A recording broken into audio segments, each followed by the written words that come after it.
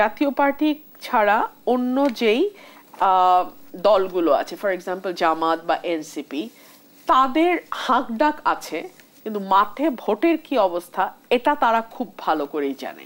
এবং তারা খুব ভালো করেই জানে যে জাতীয় পার্টি যদি নির্বাচনে যায়, ইট ইজ হাইলি লাইকলি যে তাদের ভোটের সঙ্গে আবার কিছুটা আওয়ামীপন্থী যারা তাদের ভোটও যুক্ত হবে। সো হয়ে জাতীয় পার্টি সংসদে আবার প্রধান বিরোধী দল হবে।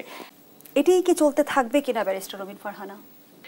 এটা তো খুব খুব আনফরচুনেট। ধরুন আমরা আগের হাসিনার সময় আমরা কি দেখেছি, বিরোধী দলের নেতাকর্মীদের বিরুদ্ধে একেবারে ভুয়া মামলা, হাজার হাজার মামলা, লক্ষ লক্ষ মামলার বিরোধী দলের নেতাকর্মীদের বিরুদ্ধে একই এজাহার, জাস্ট কপি পেস্ট করে নাম পরিবর্তন করে অজ্ঞাতনামা যুক্ত করে আসামিদেরকে ধরা হচ্ছে। দিনের পর দিন বিএনপি নেতাকর্মী সহ অন্যান্য বিরোধী দলের নেতাকর্মীদেরকে সকাল থেকে বিকাল পর্যন্ত আদালতের বারান্দায় হাঁটতে হচ্ছে। সময় পরিবর্তন হলো, আমরা আশা করেছিলাম যে জুডিশিয়ারিতে একটা বিরাট রকম পরিবর্তন দেখব। আমরা দেখলাম সেই একই ধারা।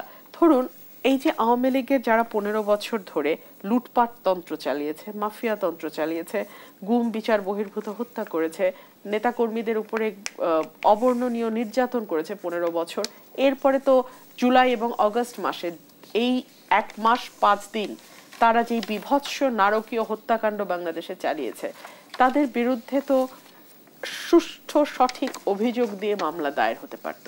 কিন্তু আমরা যখন দেখি সালমান এফ রহমান, যার বিরুদ্ধে ব্যাংক কেলেঙ্কারির জন্য মামলা হওয়া উচিত, তার বিরুদ্ধে হত্যা মামলা হয়, কিংবা সাবেক প্রধান বিচারপতি এবিএম খায়রুল হকের বিরুদ্ধে যেখানে জুডিশিয়ারিকে পলিটিক্যালি ইউজ করবার কারণে মামলা হওয়া উচিত, তার পদের, তার শপথ ভঙ্গের জন্য তার মামলা হওয়া উচিত, তার বিরুদ্ধে আপনি খুনের মামলা দিচ্ছেন। এখন এই মামলাগুলো তো আপনি আসলে দিন শেষে প্রমাণ করতে পারবেন না, এবং এই মানুষগুলো সারা জীবন বলতে পারবে যে আমি পলিটিক্যালি ভিকটিম হয়েছি, রাজনৈতিক পট পরিবর্তনের কারণে আমাকে ভিকটিম করা হয়েছে।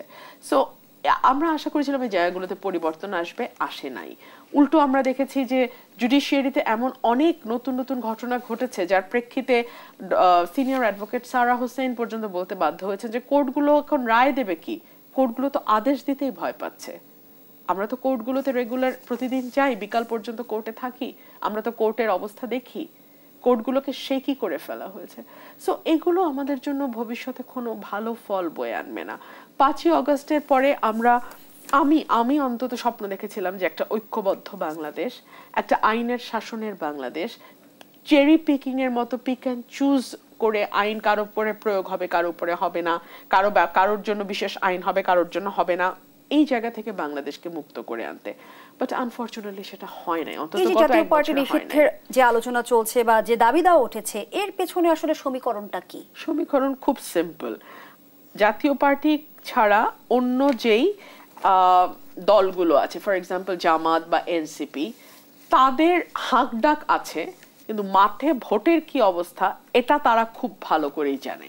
এবং তারা খুব ভালো করেই জানে যে জাতীয় পার্টি যদি নির্বাচনে যায়, ইট ইজ হাইলি লাইকলি যে তাদের ভোটের সঙ্গে আবার কিছুটা আওয়ামীপন্থী যারা তাদের ভোটও যুক্ত হবে। সো হয়ে জাতীয় পার্টি সংসদে আবার প্রধান বিরোধী দল হবে। আমি কিন্তু এটা অস্বীকার করছি না বা জাতীয় পার্টিকে এই ডিফেন্ড করছি না যে 15 বছর জাতীয় পার্টি ক্রমাগত আওয়ামী লীগকে বৈধতা দিয়ে গেছে। আমি সংসদে জাতীয় পার্টির সঙ্গে, তাহলে সেই জাতীয় পার্টির প্রতি জনগণ আস্থা রাখবে কি? এক্স্যাক্টলি, এটা আপনি জনগণের হাতে ছেড়ে দেন। আমার কথা শুধু ওইটুকুই, জনগণ আস্থা রাখবে কি রাখবে না। 15 বছর জাতীয় পার্টি কি করেছে এই তথ্য আপনার কাছে আমার কাছে যেমন আছে, যে মানুষটি ভোট দেবে তার কাছেও আছে। সো আপনারা মানুষকে তো অবিশ্বাস কেন করেন? মানুষকে মানুষের হাতে ছেড়ে দেন, দেখেন মানুষ জাতীয় পার্টিকে ভোট দেয় কিনা। আইন কানুন করে আজ পর্যন্ত কোনো পার্টিকে নিষিদ্ধ, রাজনৈতিক দলকে নিষিদ্ধ করা যায় নাই। ধরুন জামাতকে নিষিদ্ধ করেছিল আওয়ামী লীগ, ফল হয় নাই। কিন্তু অন দি আদার সাইড আমি যদি মুসলিম লীগের কথা বলি, তারা কিন্তু তাদের কার্যকলাপ দিয়ে অলমোস্ট ভ্যানিশ হয়ে গেছে। আমরা কিন্তু আর কেউ জানি না মুসলিম লীগের একই ঘটনা ঘটবে। একই ঘটনা, আমি আপনাকে বলছি একই ঘটনা। এটা আমি ডে 1 থেকে বলে আসতেছি। আওয়ামী লীগকে আপনি এই যে কাগজে কলমে কাটাছেঁড়া করে নিষিদ্ধ করছেন না, এটা আওয়ামী লীগকেই আরো বেশি শক্তিশালী করতে আপনি সাহায্য করছেন।